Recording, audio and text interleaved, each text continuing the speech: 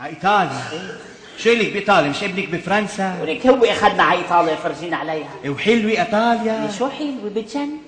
ايه برمناها قرني حتى رحنا شفنا البابا كمان. ليش المرحوم بيك بعده طيب؟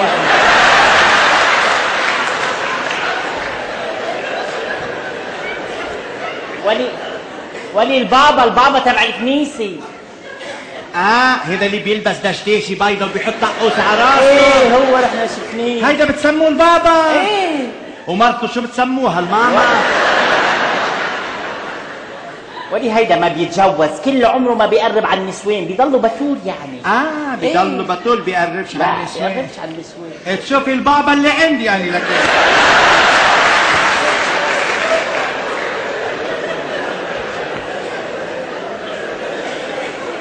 والله لو عنا بالاسلام بيحطوا بابا، ابو حسين بيطلع اهم بابا والله.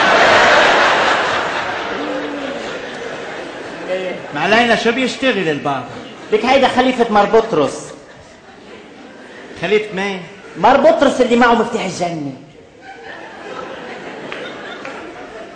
هلا مار بطرس وحده معه المفتاح، ولي بلكي ضيع. شو بتعمل؟ ضلكم برا؟ ايه دخلك انت بهالحكي؟ دخلك ولي كيف بده يضيعه؟ كيف؟ ايه شو بعرفني؟ كل عمري بعرف انا بمار بطرس، شو بعرفني يعني؟ إيه ليش انتم بالاسلام مين عنده مفتاح الجنة؟ نحن بالاسلام كل مين معه مفتاح وبنفتح ونطل.